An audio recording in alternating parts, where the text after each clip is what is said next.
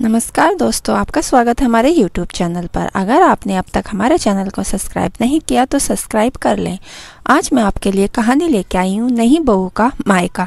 अर्चना की अभी नई नई शादी हुई थी और आप सभी जानते हैं कि शादी के बाद हर लड़की अपने मायके जाती है।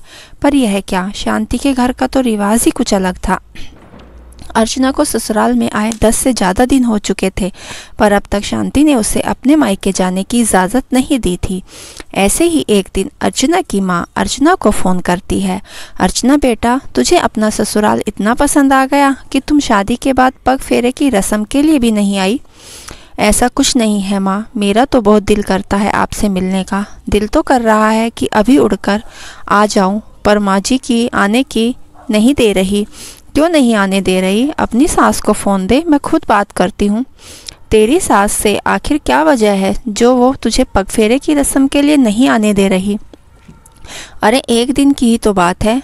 माँ विवेक जी ने माँ जी से बात की थी, पर इस बारे में तो माँ जी बता रही थी कि अभी कोई नक्षत्र सही नहीं है, हमारा घर से निकलना अच्छा नहीं है।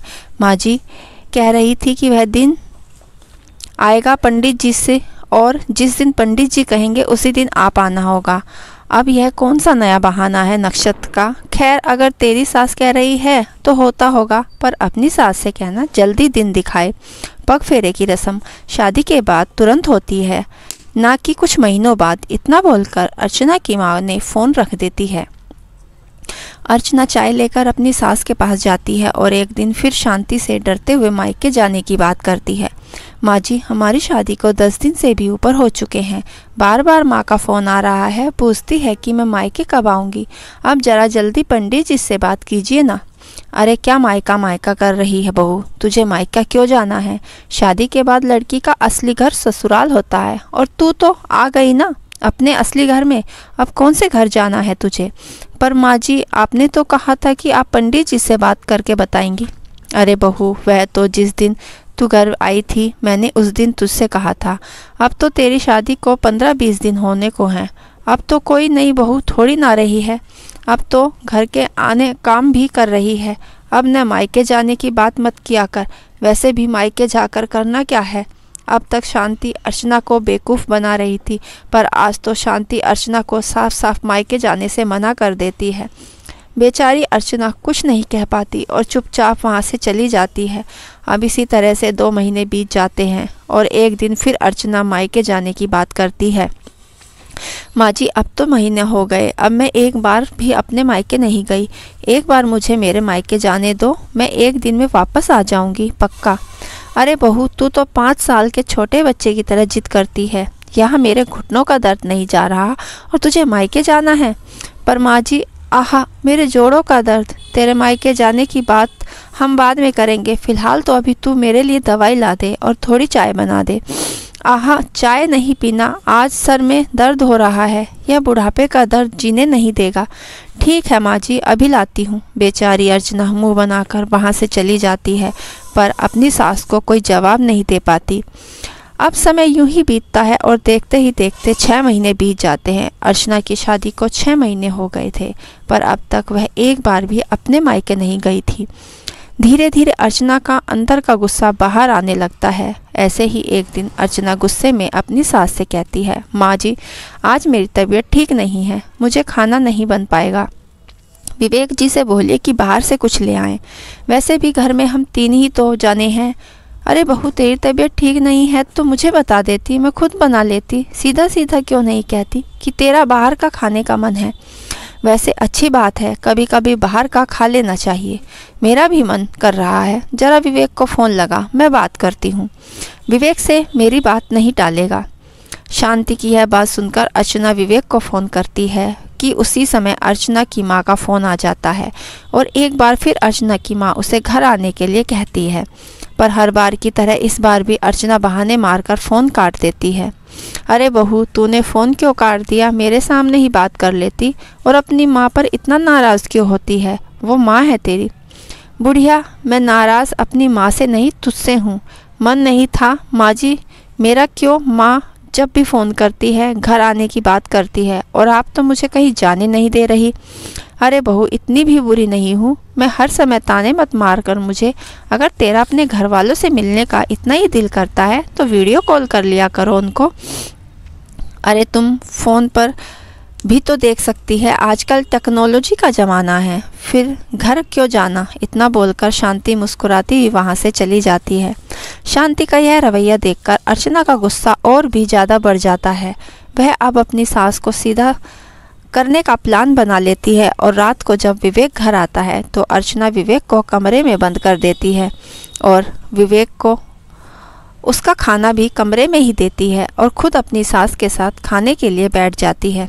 अरे विवेक आ गया खाना लेकर। अच्छा बहू, तूने विवेक को फ़ोन तो कर दिया था ना। खैर यह सब छोड़, अच्छा किया तूने जो फटाफट खाना भी लगा दिया। अब जल्दी से विवेक को बुला ले, सब साथ बैठकर खाएंगे।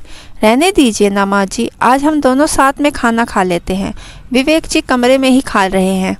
क्या वो कमरे में खा रहा है? अच्छा चलो भाई, जैसी उसकी मर्जी, थक गया होगा मेरा बच्चा। अब दोनों सास बहू साथ में बैठकर खाना खाती हैं। अगली सुबह फिर से अर्चना विवेक को जल्दी ऑफिस भेज देती है और शांति विवेक को देख नहीं पाती। अब इसी तरह से रात को फिर विवेक घर आता है और अर्चना विवेक को कमरे में बंद कर देती है। पिछले 2 दिनों से शांति ने विवेक को दिखा ही नहीं था। अब वह अर्चना से कहती है, अरे बहू, विवेक कहाँ है? कमरे से बाहर ही नहीं आता और सुबह भी मेरे कमरे के बाहर निकलने से पहले ऑफिस चला जाता है। हाँ माँ जी, क्योंकि मैंने उन्हें कमरे में बंद रखा है। क्या तूने मेरे बेटे को कमरे में बंद रखा है? तेरा दिमाग तो खराब नहीं हो गया? तू मेरे बेटे से दूर रखना चाहती है? अभी अभी उसे कमरे से बाहर निकाल दो। 2 दिन हो गए मैंने अपने बेटे को देखा ही नहीं। माँ जी, 2 दिन में आपने अपने बेटे को नहीं देखा तो आप इतना गुस्सा हो रही हैं। मैंने अपनी माँ को पिछले 6 महीने से नहीं देखा। अर्चना की बात सुनकर अब शांति समझ जाती है कि अर्चना ने विवेक को कमरे में क्यों बंद किया। बहू, तू मुझसे बदला ले रही है क्योंकि मैं तुझे तेरे मायके नहीं जाने दिया, इसलिए अब तुम मुझे मेरे बेटे से दूर करना चाहती हैं। तू अभी दरवाज़ा खोल, मैं अभी अपने बेटे को देखूंगी और उससे मिलूंगी। माँ जी, आपसे किसने कहा कि मैं आपको अपने बेटे से दूर करना चाहती हूँ या मैं आपको आपके बेटे को देखने नहीं देना चाहती? अरे टेक्नोलॉजी का ज़माना है, वीडियो कॉल पर बात कर लो, मिलना देखना दोनों हो जाएगा। और वैसे भी आपका बेटा रोज़ आपके ही घर में आता है, बस आपकी नज़रों के सामने नहीं आ पा रहा। याद है ना आपने मुझसे क्या कहा था, जब टेक्नोलॉजी का ज़माना हो तो घर क्यों जाना। अगर आपको विवेक जी से इतनी याद आ रही है, चिंता सता रही है, तो कॉल कर लीजिए, उनका फ़ोन उनके पास ही है। देख बहू, ये तू सही नहीं कर रही, चुपचाप से चाबी मुझे दे दे। शांति बार बार अर्चना से कमरे की चाबी मांगती है पर अर्चना चाबी नहीं देती। अब शांति गुस्से में खुद विवेक के कमरे के बाहर जाकर खड़ी हो जाती है और विवेक से कहती है, देख रहा है बेटा, तेरी बीवी पागल हो गई है। वह तुझसे दूर करना चाहती है। उसने तुझे कमरे में बंद रखा है। माँ, यह सब आपकी वजह से ही हो रहा है। आपने भी तो उसे उसके घर वालों से दूर कर दिया। अरे एक दिन के लिए अगर वह मायके जाना चाहती है तो जाने दो ना, कम से कम अपनी गलती की सज़ा मुझे तो नहीं मिलेगी। 2 दिन से कमरे में ही कैद हूँ मैं। आप कुछ भी करके मुझे बाहर निकालो। हाँ हाँ बेटा, मैं करती हूँ, कुछ निकालती हूँ तुझे बाहर। ए बहू, मेरे बेटे को बाहर निकाल दे। तू जो कहेगी मैं वही करूँगी। तुझे मायके जाना है ना, 6 महीने हो गए तुझे मायके गए। तू जा, तुझे जब तक रहना है आराम से रहना, पर अब मेरे बेटे को खोल दे। मैं अब और ज़्यादा अपने बेटे से दूर नहीं रह सकती। यह हुई ना बात, पर अब कल फिर आपकी बात से पलट गई तो इसलिए कल मैं मायके जाऊंगी तो आपके कमरे की चाबी देकर जाऊंगी, फिर आराम से मिल लेना अपने बेटे से। इस बार अर्चना अपनी सास की बातों में नहीं आई और वह एक शर्त रख देती है। अब क्या शांति के पास अपनी बहू की बात मानने के अलावा कोई और रास्ता ही नहीं था, इसलिए वह अर्चना की बात मान जाती है। और अगली सुबह जब अर्चना अपने मायके जाने लगती है तो वह कमरे की चाबी बाहर फेंककर चली जाती है। इसके बाद बेचारी शांति कमरे का लॉक तोड़वाकर अपने बेटे से ही मिल पाती है। दोस्तों, नई बहू का ससुराल, यह कहानी आपको कैसी लगी हमें कमेंट बॉक्स में अपनी राय ज़रूर दीजिए और हमारे चैनल को शेयर, लाइक और सब्सक्राइब करना ना भूलें। धन्यवाद।